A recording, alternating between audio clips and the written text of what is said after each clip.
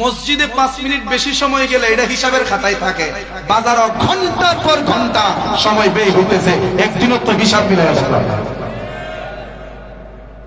এখন আপনি কোন একটা মানুষ যখন কোরআন হাদিস নিয়ে গবেষণা করে, তার জ্ঞান কি এই দিকে বেশি হবে না ডক্টরের দিক দিয়ে বেশি হবে? কোরআন হাদিসের দিক দিয়ে। যে কোরআন হাদিস গবেষণা করে সে এই বিষয়ে পাণ্ডিত্য অর্জন করে।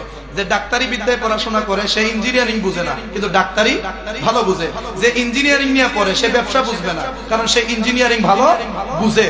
আমরার সময়টা বেশিরভাগ যদি বাজারে যায়, যুক্তিতে মরণটা হওয়ার সম্ভাবনা কোথায় বেশি?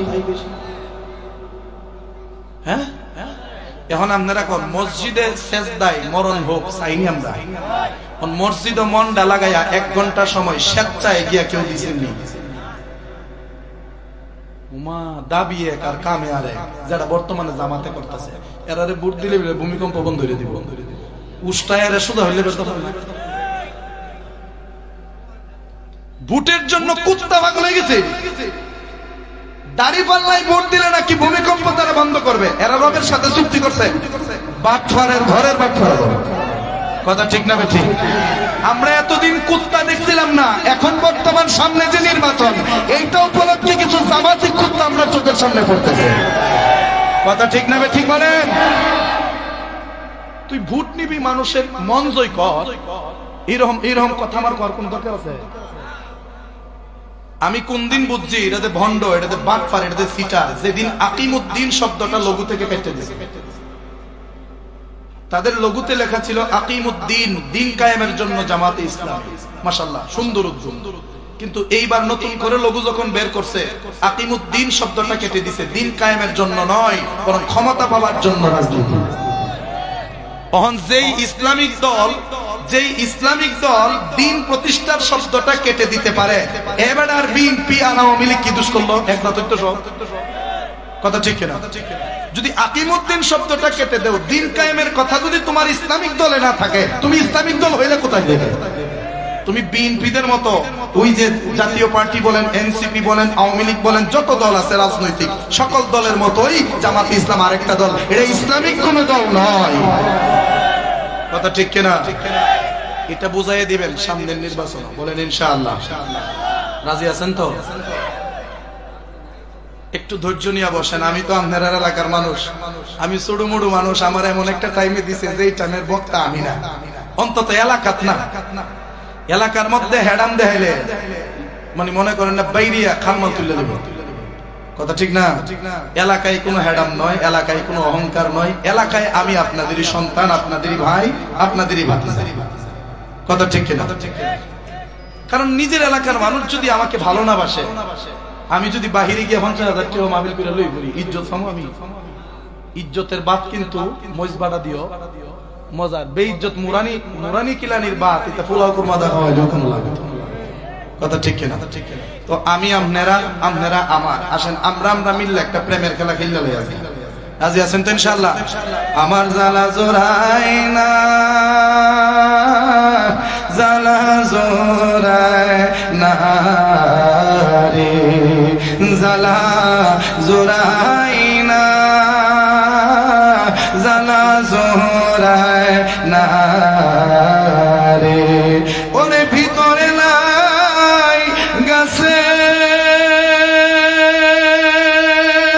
ওরে আমার নবীর প্রেমের আগুন রে, ওরে জ্বালা জোড়ায় না, জ্বালা জোড়ায় না রে, আমার জ্বালা জোড়ায় না, জ্বালা জোড়ায় না রে। ভালোবাসি বাসতে থাকব নবী গো আপনারে, একটু খানি ভালোবাসা নবী, একটু খানি বাসা নবী দিও তুমি আমারে, জ্বালা জোড়ায় না, জ্বালা জোড়ায় না জালা জোরায় না আজালান মোহব্বতে কন্যা আল্লাহু আকবার। আমার ছোটি পাড়ার বাবারা ও আমার আশিকের রাসূল ভাই বাবারা ও আমার গোকর্ণ ইউনিয়নের বাবারা ও আমার আশিকের রাসূল বাবারা, একটু মনোযোগ নিয়ে বসার চেষ্টা করেন। আমরা সুন্নি মুসলমান, আমরা হকের উপরে আছি, এই ব্যাপারে কোনো আমাদের টেনশন নাই। কারণ আল্লাহর নবী রাহমাতুল লিল আলামিন হাদিসে মুবারকের মধ্যে বলেন, একমাত্র নাজাতপ্রাপ্ত দলের নাম আহলুস সুন্নাত ওয়াল জামাত। আপনি যত দল দেখবেন, এই যে ওয়াহাবি বলেন, ওয়াহাবি দলের প্রতিষ্ঠাতা আব্দুল ওয়াহাব নজদি, যেই কাদিয়ানি দল বলেন, ওই কাদিয়ানি দলের প্রতিষ্ঠাতা মির্জা গোলাম আহমদ কাদিয়ানি। আপনি যে জামাতের কথা বলেন, ওই জামাত দলের প্রতিষ্ঠাতা আবুল আলা মওদুদি। এক একজন এক একটা দলের প্রতিষ্ঠাতা আবুল আলা মওদুদি বলেন, গোলাম আহমদ কাদিয়ানি বলেন, আর আব্দুল ওয়াহাব নজদি বলেন। আপনি যেই কোনো দলের ওই আপনি সেই প্রবর্তকের নাম বলেন না কেন, তারা কিন্তু কেউ হকের উপরে ছিল না। আহলুস সুন্নাত ওয়াল জামাত, সুন্নি জামাত আমার প্রতিষ্ঠা করা নয়। আজকের সম্মানিত পীর সাহেব হুজুর যিনি, ওনার প্রতিষ্ঠা করা নয়। কোন আউলিয়া কেরামদের প্রতিষ্ঠা করা নয়, কোন সাহাবায়ে কেরামদের প্রতিষ্ঠা করা নয়, কোন তরিকার ইমামদের প্রতিষ্ঠা করা নয়, কোন মাযহাবের ইমামদের প্রতিষ্ঠা করা দল নয়। আহলুস সুন্নাত ওয়াল জামাত, সুন্নি যেই জামাত, ওই জামাতের প্রতিষ্ঠাতা একমাত্র একজন, যিনি রাহমাতুল লিল আলামিন। জামাত দলের আপনি উপরের দিকটা যাবেন কি আবুল আলা মওদুদি পর্যন্ত শেষ, ওয়াহাবি দলের উপর দিক দিয়ে যাবেন আব্দুল ওয়াহাব নজদি পর্যন্ত শেষ, গোলাম আহমদ কাদিয়ানির এই দলের উপর দিক দিয়ে যাবেন আপনি, কাদিয়ানি দলের উপর দিকটা গেলে গোলাম আহমদ কাদিয়ানি পর্যন্ত শেষ। কিন্তু সুন্নি জামাতের উপরের দিকটা যাবেন, গিয়ে শেষ হবে কোথায় জানেননি? রাহমাতুল লিল আলামিন পর্যন্ত। আমার নবী বুখারীর হাদিসে ডাক দিয়া বলেন, সাতাফতারিকু উম্মতি আলা 73 মিল্লাতান কুল্লুহুম ফিন্নার ইল্লা মিল্লাতান ওয়াহিদাতান। ক্বালু মান হিয়া ইয়া রাসূলুল্লাহ? ক্বালা মা আনা আলাইহি ওয়া আসহাবি। রাওয়াহুল বুখারী। যেই বুখারীর হাদিসে আল্লাহর নবী ডাক দিয়া বলেন, আমার উম্মত আখিরি জামানায় 73টা দলে বিভক্ত হয়ে যাবে। ওই 73টা দলের মধ্যে কুল্লুহুম ফিন্নার, সবকটা দল জাহান্নামী হয়ে যাবে, ইল্লা মিল্লাতান ওয়াহিদা, তবে একটি মাত্র দল যেটা জাহান্নামে যাবে না। সাহাবায়ে কেরাম ডাক দিয়া কয়, ক্বালু মান হিয়া ইয়া রাসূলুল্লাহ? নবী গো, ওই দলটার নাম কি? যেই দলটা আপনি বলছেন নাজাত প্রাপ্ত, আপনি বলেছেন যেই দলটা জান্নাতি, ওই দলটার নামটা যদি একটু বলতেন। আমার নবী ডাক দিয়া কয়, মা আনা আলাইহি ওয়া আসহাবি। আমার পথে মতে, আমার সাহাবীর পথে মতে, আমার আদর্শ মতে, আমার সাহাবায়ে কেরামদের আদর্শ মতে যারা চলবে, তারাই হবে নাজাত প্রাপ্ত দল। এই হাদিসটাকে ব্যাখ্যা করেছেন মাওলানা মোল্লা আলী কারি হানাফি রাহমাতুল্লাহি আলাইহি। উনি ওনার মিশকাতের শরহ মিরকাতের ভিতরে তিনি বলতেছেন যে আল্লাহর নবী রাহমাতুল লিল আলামিন যেই দলটাকে নাজাত প্রাপ্ত দল বলে ঘোষণা দিয়েছেন, ওই দলটা আর অন্য কোনো দল নয়। হাউলাই আহলুস সুন্নাত ওয়াল জামাত। ওই দলটার নাম হলো আহলুস সুন্নাত ওয়াল জামাত। আমরা সেই দলের উপরে আছি, অতএব টেনশনের কোনো কারণ নাই। কারণ নবীর প্রতি আমরা আদব যেমন তেমনই হোক, অন্তত বেয়াদবি আমরার রক্তে নাই। এই কথা ঠিক কিনা কোন? নবীর প্রতি আদব আমরা যেমন তেমনই হোক, অন্তত বেয়াদবি আমরা নবীর শানে করি না, আউলিয়া কেরামদের শানেও বেয়াদবি করি না, পাঞ্জাতনের শানেও আমরা বেয়াদবি করি না, সাহাবায়ে কেরাম আজমাইনদের আজমতের উপর আমরা কিন্তু কলম ধরি না, বেয়াদবি করি না। তো বেয়াদবি যারা করে না, মহব্বত কম হইলেও আমার নবী টান দিয়া বুকে জড়াইয়া নিব। কিন্তু বেয়াদবির কারণে সমস্ত আমলগুলি বরবাদ হয়ে যাবে। কারণ বেয়াদব নসিব, বেয়াদব বদনসিব, বেয়াদব নসিব। আদবওয়ালা ব্যক্তির নসিব বড় ভালো, আদবওয়ালা মানুষদের নসিব বড় ভালো।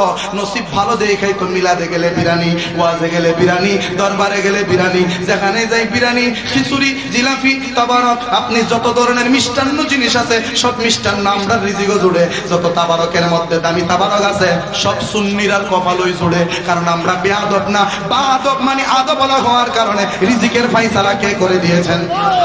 জোরে কোন? এতদিন এরা কিন্তু বিরানি উরানি চিন্তা না হয়, এরাও করে। তার মানে এটা করা কোনো কাম ওই তো না, এরা দেরি তো হইলো বুঝছে। কথা ঠিক কিনা? আপনি আল্লাহ রসুলের গোলামি করবেন, রিজিকের ফয়সালা আল্লাহ করবে। আপনি আল্লাহ রসুলের গোলামি করবেন, আপনার উত্তম রিজিকের ফয়সালা আল্লাহর পক্ষ থেকে হবে। দুনিয়ার কোন মানুষ আপনাকে খাবার দেখা না দেও, সরাসরি আসমান থেকে জান্নাতি খাবার আপনার জন্য আল্লাহ পাঠায়া দিবেন। এই বিশ্বাস আছে না? আমরা একটু মনোযোগ নিয়ে বসেন বাবা। আমি যে আয়াত পড়েছি, আমি আমার আয়াতের দিকে একটু চলে যাচ্ছি। আমার আল্লাহ তাআলা 27 পারা সূরা রহমানের ভিতরে আল্লাহ ডাক দিয়া বলেন, ওয়ালিমান খাফা মাকাম রাব্বিহি জান্নাতান ফাবিআইয়ি আলাই রাব্বিকুমা তুকাযযিবান। আমার আল্লাহ ডাক দিয়া বলেন, ওয়ালিমান খাফা মাকাম রাব্বিহি জান্নাতান।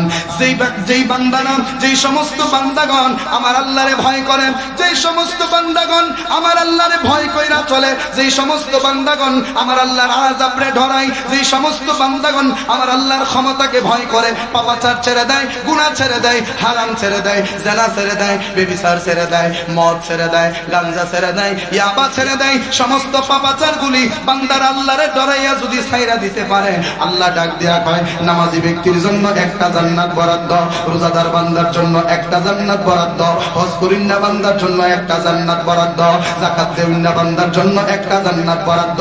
গোটা দুনিয়ার সমস্ত বান্দাদের জন্য আমি আল্লাহ তাআলা একটা জান্নাত বরাদ্দ করেছি। কিন্তু যারা আমারে ডরায়া চলবে রে, ওই সমস্ত বান্দাদেরকে একটা না জান্নাত, আমি আল্লাহ তাদেরকে 2টা জান্নাত বরাদ্দ করে দিলাম।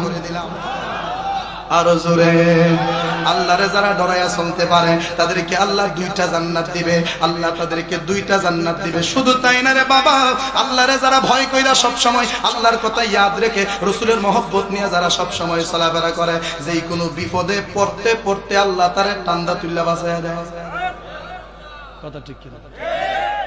খলিফাতুল মুসলিমিন হযরতে উমর ইবনুল খাত্তাব রাদিয়াল্লাহু তাআলা যিনি ইসলামের দ্বিতীয় খলিফা, সেই ওমর ফারুক রাদিয়াল্লাহু তাআলা আনহুর জামানায় আমার আল্লাহ তাআলা মদ পান করাটাকে হারাম করে দিয়েছিলেন। একবারে ফাইনালি আল্লাহ মদ পান করা হারাম করে দিয়েছিলেন। কিন্তু আমাদের সমাজে, শুধু আমাদের সমাজে নয়, বর্তমান সমাজ বলেন, অতীত সমাজ বলেন, ভবিষ্যৎ সমাজ বলেন, প্রত্যেক সমাজে এই রকম মানুষ থাকবে, যেই সমস্ত মানুষগুলির একটা জিনিসের প্রতি অভ্যাস হয়ে গেলে সেই অভ্যাসটা অতি দ্রুত পরিবর্তন করতে পারে না।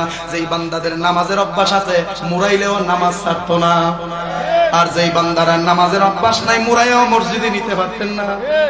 কথা ঠিক কিনা? মানে এটা হলো অভ্যাস।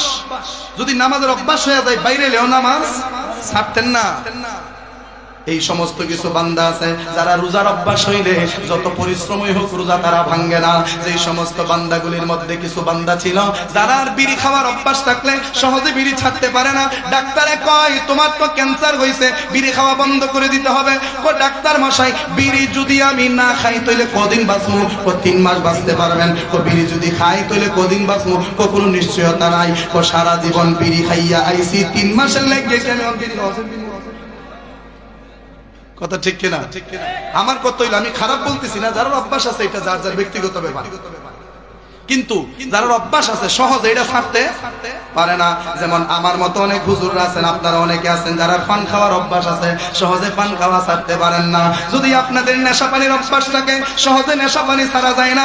উমর ফারুক রাদিয়াল্লাহু তাআলা মিম্বরে দাঁড়াইয়া ঘোষণা দিলেন, আজকে থেকে মদ পান করা যাবে না, আজকে থেকে মদ পান করা সম্পূর্ণরূপে নিষিদ্ধ করে দেওয়া হলো। যদি কাউকে শরাব পান করা অবস্থায়, যদি কাউকে মদ পান করা অবস্থায় ধরতে পারা যায়, তাহলে তার নির্ঘাত একদম মৃত্যুর কুলে তাকে পাঠিয়ে দেওয়া হবে। মানে তার গর্দান আলাদা করে দেওয়া হবে, তার গর্দান বিচ্ছিন্ন করে দেওয়া হবে। এই আইন যখন পাশ করে দিল, এই আইন যখন পুরো এলাকাতে, পুরো দেশে, পুরো পৃথিবীতে ছড়িয়ে যখন পড়লো, যত মানুষগুলির মদ খাওয়ার অভ্যাস ছিল, ওই মদের বোতল ঘর থেকে বাইর করে না রাস্তার মধ্যে মদ ঢাইলা দেওয়া শুরু করে দিয়েছে।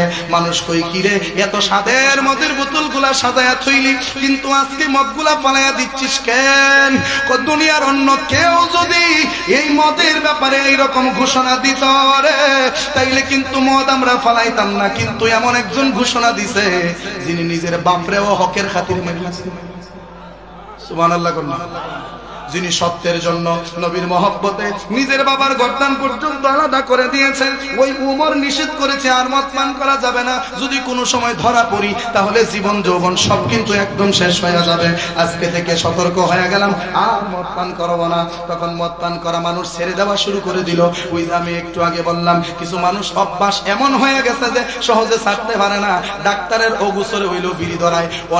অনেক পাবলিকরে দেখছি যে পাবলিক ডাক্তারের কাছে গেছে, রোগ সম্পর্কে জানতো, ডাক্তারের চেম্বারও গিয়েও বিড়ি ডাবাই ধরে। ডাক্তারের চেম্বারও গিয়ে বিড়ি ডাবাই ধরে। ডাক্তার বিড়ি কিতা করতেছেন, এখানে ধূমপান সম্পূর্ণ নিষেধ, নো স্মোকিং। এইরকম একটা অভ্যাস আছে না আমরা।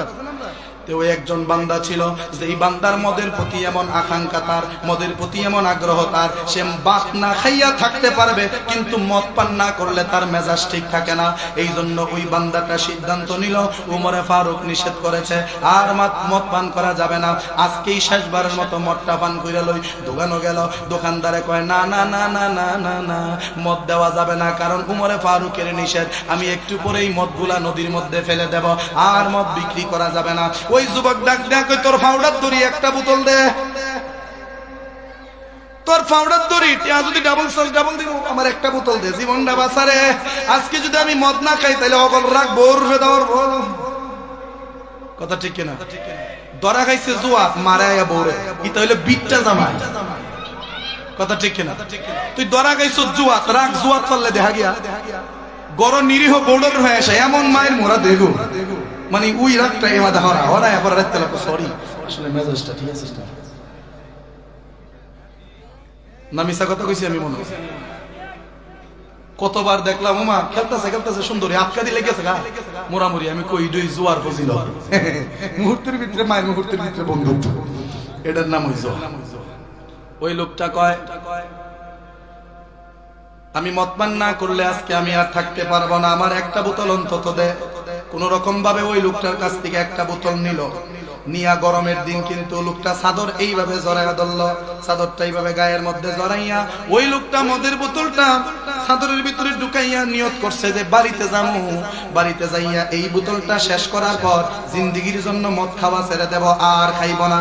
তবে আল্লাহ তোমার দ্বারে ফরিয়াদ, আমারে উমরের সামনে ফালাইও না। কারণ উমর তো আমরা দেশের মতো বাদশা না যে সিংহাসনে বয়া থাকবো।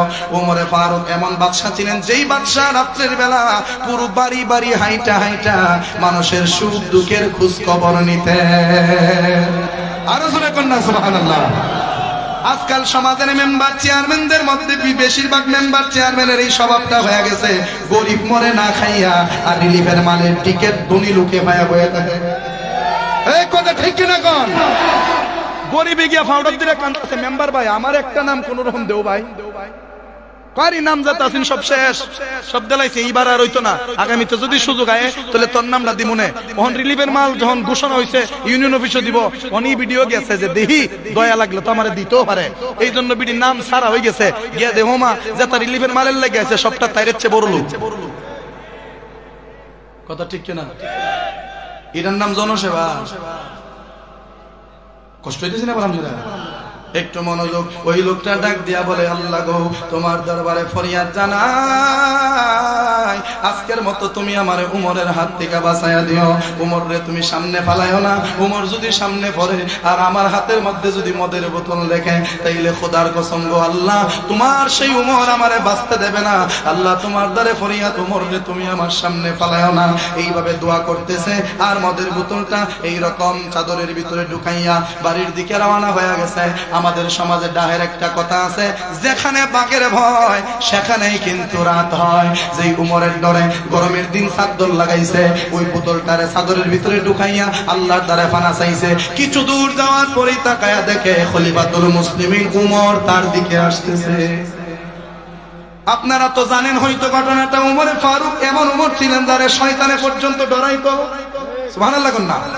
একটা কবিরাজি আপনারা শিখা দেই, ইমাম সাহেবের কাছে যাওয়া লাগবে না, হুজুরের কাছে যাওয়া লাগবে না, কবিরাজিটা নিজে নিজেই করতে পারবেন। অনেক নবজাতক বাচ্চা আছে, ছোট মাসুম বাচ্চা আছে, যে বাচ্চাগুলি বিছানার মধ্যে প্রস্রাব করে আছে না নাই? দেখা যায় 4 বছর হয়ে গেছে, 5 বছর হয়ে গেছে বয়স, এখনো বিছানায় প্রস্রাব করে। আবার অনেক বেড়েন আছে 30 বছর বয়স বিছানা আছে না নাই? এক কথায় যারা রাত্রের বেলা ঘুমের ঘরে বিছানার মধ্যে প্রস্রাব করে দেয়, তারা ঘুমাইবার আগে তার বুকের উপরে আপনি আঙ্গুল দ্বারা হাতের ইশারাতে সুন্দর করে আইন মিম র, আইন মিম র, এই তিনটা অক্ষর যদি বুকের উপরে লিখে আপনি ঘুমাইতে পারেন, ওই রাতে আপনাকে শয়তানে কোনো ডিস্টার্ব করবে না। জোরে কন্যা সুবহানাল্লাহ। প্রতি রাত্রে ঘুমানোর সময় উমরের নাম লেখা ঘুমাইলে শয়তান যখন আপনারে ধোঁকা দেওয়ার জন্য আসে, তো আপনি হাতের ইশারাতে লেখছেন তো কি হইছে, শয়তান দেখে আপনার বুকের উপরে উমর লেখা আছে, উমরের নাম দেখার সাথে সাথে শয়তান আপনার কাছ থেকে 40 গজ দূরে সইরা যায়, শয়তান আপনারে ধোঁকা দিতে পারে না, কারণ উমর এখন দুনিয়াতে নাই তো কি হইছে, উমরের বেলায়ত এখনো দুনিয়াতে আছে। জোরে কন্যা সুবহানাল্লাহ। আমার সুন্নি বাবারা, আশিক রাসূল বাবারা, ওই লোকটা যখন দেখে খলিফাতুল মুসলিমিন হযরত ওমর ফারুক রাদিয়াল্লাহু তাআলা আনহু তার সামনে দাঁড়ায় রইছে, এখন তো ভয়ে হাত পা সবগুলা কাঁপতে শুরু করে দিয়েছে। ডাক দেয়া কো হুজুর আপনি আমারে maaf কইরা দেন। ও কি অপরাধের জন্য? কোনা এমনি, মানে দিকই কইতেছে আমার মাফ করে দিন। তখন ওমরে ফারুক কই কি অপরাধের জন্য? কোনা এমনি। কোথাইলে গরমের সিজন, তুমি চাদর জড়াইলা কেন? ও হুজুর দেখেন না কাঁপতেছি, আমার জ্বর উঠা গেছে। জ্বরে কাঁপে না ডরে কাঁপে? কাঁপে ডরে কো জ্বরে ডরে কাঁপতেছে। ওমরে ফারুক কই কাফস কেন গরমের দিন? কো হুজুর বহুত ঠান্ডা লাগতেছে, আমার বহুত শীত করতেছে, কারণ আমার গায়ের মধ্যে জ্বর। হুজুর গো আমি জ্বরের কারণে গায়ের মধ্যে গরমের দিন চাদর জড়ায় বাজারে গেছিলাম, এখন আমি বাড়িতে যাইতেছি। ওমরে ফারুক ডাক দেয়া কই তো বুঝলাম চাদর জ্বরের জন্য গায়ের মধ্যে জড়াইছস, কিন্তু তোর একটা হাত চাদরের ভিতরে কেন? ওই হাতের ভিতরে কি? জোরে কন্যা সুবহানাল্লাহ। একটা হাত চাদরের ভিতরে কেন আর একটা হাত বাহিরে কেন? হুজুর না না এমনি, এই হাতটা বেশি শীত করতেছে, এটা এমনি দিয়ে রেখে দিছে। ওমরে ফারুক কয় না না না না, কুছ তো গড়বড় হ্যায়, কোন তো একটা সমস্যা আছে। তোর হাতের ভিতরে কি? ওই লোকটা ডাক দেয়া কয় আল্লাহ গো, এই মুহূর্তে যদি আমি হাতটা বের করি আর মদের বোতলটা যদি ওমরে ফারুক দেখতে পায়, ও আল্লাহ এক সেকেন্ডের জন্য আমারে আর পৃথিবীতে বাঁচায়া রাখবে না, ওমরে ফারুকের হাতের তরবারি দিয়া আমার গর্দানটা আলাদা করে দিবে গো আল্লাহ। ও রব্বুল আলামিন, সারা জীবন তোমার নাফরমানি করেছি, সারা জীবন মদ পান করেছি, শরাব পান করেছি, হারাম দেহের ভিতরে ঢুকাইছি, ও আল্লাহ সারা জীবন তোমার ইবাদত করি নাই, তোমারে কোনোদিন ডাকি নাই আল্লাহ, তোমার হুকুম পালন করার চেষ্টাও করি নাই আল্লাহ, হালাল খাইবার চেষ্টাও করি নাই।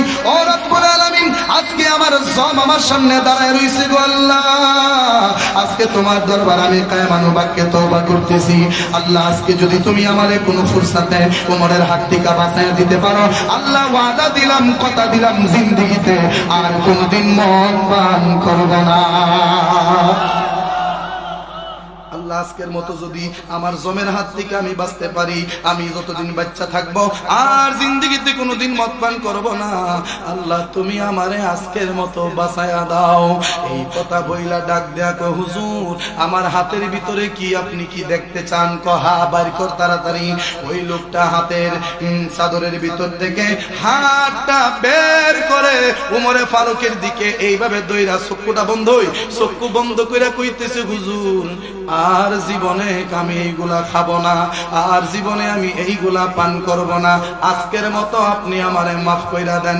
ওমরে ফারুক কই ওই বেহুকুনারের চক্ষুটা খুল, তুই কিসের জন্য আমার দ্বারা ক্ষমা চাইতেছস? ওই লোকটা চক্ষু খুলল, চক্ষু খুইলা কো হুজুর এই যে বোতলটা, এই বোতলের ভিতরে মদ, আজকে শেষবারের মতো খাবার জন্য আমি এই মদটা ক্রয় করছিলাম হুজুর, আজকে আপনার সামনে পড়ে গেছি, আর জিন্দেগিতে মদ পান করব না, আজকের মতো আপনি আমারে মাফ কইরা দেন। ওমরে ফারুক ডাক দেয়া কই দেখি দেখি দেখি বোতলটা আমার হাতে দেয়। বোতলটা যখন ওমরে ফারুক হাতের মধ্যে নিল, ওই বোতলটা হাতের মধ্যে নিয়া ওমরে ফারুক যুবকটার একটা ধমক দিয়া ডাক দিয়া কয়, ওরে যুবক আমি মদ পান করতে নিষেধ করেছি, কিন্তু দুধ পান করতে তো নিষেধ করি নাই। আরো জোরে কন্যা সুবহানাল্লাহ। আমি তো মদ খাইতে নিষেধ করছি, কিন্তু দুধ খাইতে তো নিষেধ করি নাই। ও হুজুর এটার ভিতরে কি দুধ বে? সুবহানাল্লাহ। হুজুর কেমনে বুঝলেন? কো লেবেল লাগানো আছে লাবানুন। সুবহানাল্লাহ। ওই যুবক তো তাজ্জব হয়ে গেল, আমি নিজে কিনে আনছি, লেখা আছে শারাব। কি লেখা আছে? শরাব। শরাব লেখা ছিল শরাব।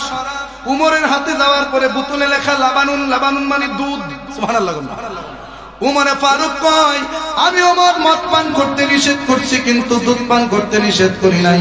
ওই যুবকটা কয়, হুজুর একটু বোতলটা আমার হাতে দেন। বোতলটা যুবকের হাতের মধ্যে নিয়া বোতলের মুখটা খুললা একটু হাতের মধ্যে লইয়া জিহ্বায় লাগায়া দেখে আসলে মদের স্বাদ নয়, দুধের স্বাদ পাওয়া যায়।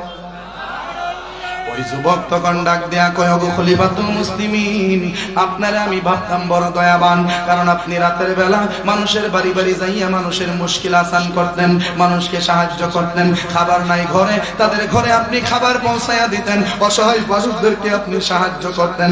আপনার বিচারালয়ে, আপনার শাসনামলে কোনো গরিব মানুষ না খাইয়া থাকতো না, কোনো গরিব মানুষের দুঃখ আপনি রাখতেন না, সকল গরিব মানুষের দুঃখ দুর্দশা আপনি দূর করে দিতেন। এই জন্য আপনারা আমি ভাবছিলাম দয়াবান। ওগো খলিফাতুল মুসলিমিন, সারাটা জীবন আমি ভাবতাম আপনি বড় দয়াবান, কিন্তু আজকে আমি প্র্যাকটিক্যাল দেখলাম আমার আল্লাহ যে কত বড় দয়াবান। কবুল করো ইয়া ইলাহি আমার জিন্দেগি, আমার জীবন, আমার মরণ, আমার জিন্দেগি, আমার জীবন, আমার মরণ, আমার জিন্দেগি। আমি তো প্রভু অতি অসহায়, নিরাশ্রয়, দুর্বল, তুমি শুধু পারো দিতে শক্তি ও সবল, শক্তি ও সবল। তাই দয়াময় দাও আমাকে, তাই দয়াময় দাও আমাকে তোমায় দেখিবার অনুভূতি।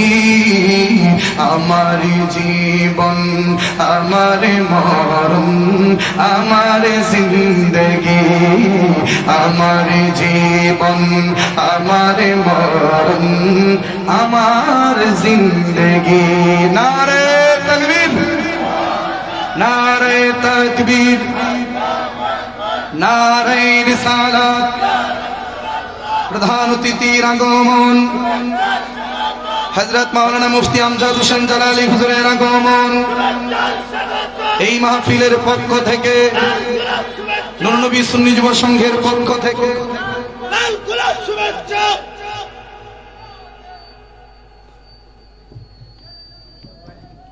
আমরা সকলে পড়ি আলহামদুলিল্লাহ। আয়া বলছিনি টাইম মতো? আপনারা খুশি নি? খুশি হইলে এবার মানে খাসি খাওয়ার নিয়ে তো বইতেন। যারা দাঁড়ায় রয়েছেন একটু বসেন, যারা বসছেন একটু সামনের দিকে আগান। আমি 2 মিনিট আমার কথাটা শেষ করে দিচ্ছি।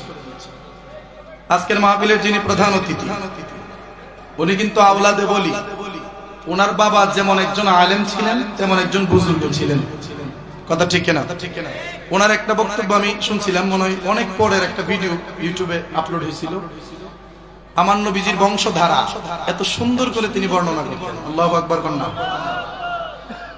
আল্লাহর কি মহিমা, আল্লাহর কি কুদরত, যেটা উনাদেরকে দেখলে বোঝা যায়। উনারা ভাইয়েরা যারা আছেন এবং উনার বাবা সহ, উনার ভাইগনা বলেন, উনার ভাতিজারা বলেন, মানে উনাদের এই জালালি ফ্যামিলিতে যারা আছে সবার কণ্ঠ একরকম। কথা ঠিক কিনা? এই কণ্ঠটাতে কি যে একটা মায়া, এটা আল্লাহই ভালো জানে। কথা ঠিক কিনা? আমি ভাগে ভাগে একটু একটু চেষ্টা করি, আপনারা তো একটু পরে পুরাপুরি উন পাই না, আমি থুরা থুরা উনাই লাগে। হে আমার বাজানো, আজকের চটিপাড়া পাঠানিসার সুন্নি মহাসম্মেলন না জানি কার জন্য জীবনের শেষ মাহফিল হয়ে যায় রে আমার বাবা। এমনি তো নাকি একটু পরে দিব, ডাইলা দিব। আমার কথা শেষের দিকে ওই যুবকটা বলতেছে, মা এটার মধ্যে মত ছিল, কোনো সন্দেহ নাই, কিন্তু আমি এই মুহূর্তে তওবা করেছি আল্লাহর কাছে। আমার আল্লাহর কাছে আমি ক্ষমা চেয়েছি। চেয়েছি, জীবনের জন্য আমি ওয়াদা করেছি আর শরাব পান করব না। আল্লাহ আমার তওবাকে কবুল করেছেন, মদের বোতলটাকে আল্লাহ দুধের বোতল বানায় দিয়েছেন। আল্লাহ যদি মদের বোতলটা দুধের বোতল বানাইতে পারে, আমরা ফারা তকদিরকে আল্লাহ জোড়া লাগাইতে পারে না? শুধুমাত্র আল্লাহর দ্বারা চাইতেইব। চাই আমরা কোনানো জানেননি, চা টানি আর আমাদের বিড়ির নাইজ দিই, কথা ঠিক কিনা? চা টানি বিড়ির নাইজ দিই আর ওই সময় আল্লাহর দ্বারা দোয়া করি। বাবারি আমরা দোয়া চাওয়ার যে সিস্টেম, দোয়া চাওয়া আল্লাহর কাছে দরখাস্ত করার অন্যতম জায়গার নাম নামাজের সিজদার জায়গা। সুবহানাল্লাহ। শয়তান দুইটা জিনিস সবচেয়ে বেশি অপছন্দ করে, একটা জিনিস হচ্ছে সিজদা আর একটা জিনিসের নাম হচ্ছে দোয়া। কি? দোয়া আর সেজদা। সেজদা পছন্দ করার কারণ হইলো এই সেজদার সাথে সেজদার জের ধরেই ইবলিস এই মুআল্লিমুল মালায়েকা থেকে শয়তানে পরিণত হয়েছিল। আদমরে সেজদা না করার কারণে এই জন্য সেজদার সাথে তার দুশমনী। এই জন্য বান্দার উচিত শয়তান যেই কাজটা অপছন্দ করে বান্দা ওইটা বেশি করে করা, কথা ঠিক কিনা? শয়তান যেটা পছন্দ করে ওইটা থেকে মুসলমান নিজের হেফাজত করা, শয়তান যেটা অপছন্দ করে মুসলমান সেইটা বেশি করে করা, কথা ঠিক কিনা? আমরা সেজদা দেওয়ার দরকার আছে না নাই? আর দোয়া যে একটা জিনিস, এই দোয়া তো এখন সুন্নিদের মধ্যেই শুধু আছে, বাকি সব দলের মধ্যে থেকে দোয়া গেছে। ফরজের পরে দোয়া কো লাগতো না, জানাজার পরে দোয়া কো লাগতো না, কথা ঠিক কিনা? আচ্ছা কোন ইসলাম এমন একটা ধর্ম যেই ধর্মে বাদ দেওয়ার কোন সুযোগ আছে? যেটা আছে এটা করব, বাদ দেব কেন, কথা ঠিক কিনা? কাটাই ছাটাই এই নাফিত মার্কা মৌলবীগুলি এগুলা কাটাই ছাটাইয়ের মাধ্যমে ইসলামটারে সংক্ষিপ্ত করতে করতে এক পর্যায়ে এক হইব ইসলাম বলতে বুঝতা নাই। যেরকম নাউজুবিল্লাহ। আল্লাহ তাআলা যেন আমরা সবারে বোঝার মতো তৌফিক দান করে, আমরা সকলে পড়ি আমিন। আমার কথাই কষ্ট পেয়েছেন আপনারা? আমার কথাই কষ্ট পেয়ে থাকলে আল্লাহর রাস্তায় আমাকে ক্ষমা করবেন, আমার জন্য সকলে দোয়া করবেন। আল্লাহ তাআলা যেন কবুল করে, সকলে পড়ি আমিন। একজনের একটা আবদার ছিল, একটা গজল একটুখানি গাইতাম, হুজুর যদি অনুমতি দেয় আমি একটা কোলে একটু গায়ে নাই, কি কোন? আপনারা আমার সাথে গাইবেন তো ইনশাআল্লাহ? গাইলে আমি কমু, আর না গাইলে আপনারা আমার সাথে গাইলে কমু। রাজি আছেন ইনশাআল্লাহ? তাহলে আমার সাথে বলেন, আমি লিখিব চিঠি দেব তোমায়, পাখি পৌঁছে দিও রোজায়। আমি লিখিব চিঠি দেব তোমায়, পাখি পৌঁছে। আমি থাকব বসে আশায়, চিঠির উত্তর আসবে আমার গায়। আমি থাকব বসে আশায়, চিঠির উত্তর আসবে আমার গায়। আমি লিখিব চিঠি দেব তোমায়, পাখি পৌঁছে দিও রোজায়। আমি লিখিব চিঠি দেব, পাখি পৌঁছে। কবে আসবে মদিনার পয়গাম, গায়ে বাঁধব হাজিদের এহরাম। কবে আসবে মদিনার পয়গাম, গায়ে বাঁধব হাজিদের এহরাম। আমি ঘুরব মদিনার চারিপাশ, দু চোখে দেখব সব যে গুম্বদ। আমি ঘুরব মদিনার চারিপাশ, দু চোখে দেখব সব যে গুম্বদ। আমি লিখিব চিঠি দেব তোমায়, পাখি পৌঁছে দিও রোজায়। আমি লিখিব চিঠি দেব তোমায়, পাখি পৌঁছে দি। চিঠির উত্তর যদি গোনা পাই, এ জীবন মরণ সবই যে বৃথাই। চিঠির উত্তর যদি গোনা পাই, এ জীবন মরণ সবই যে বৃথা। চাদর ওয়াইস করনি রগাই ইসে প্রেমে নসিব করো গো আমায় যে প্রেমের চাদর ওয়াইস করনি রগাই ইসে প্রেমে নসিব করো গো আমায় আমি লিখিব চিঠি দেব তোমায় পাখি পৌঁছে দিও রোজায় আমি লিখিব চিঠি দেব তোমায় পাখি পৌঁছে দিও রোজায়। আসসালামু আলাইকুম ওয়া রাহমাতুল্লাহি ওয়া বারাকাতুহু।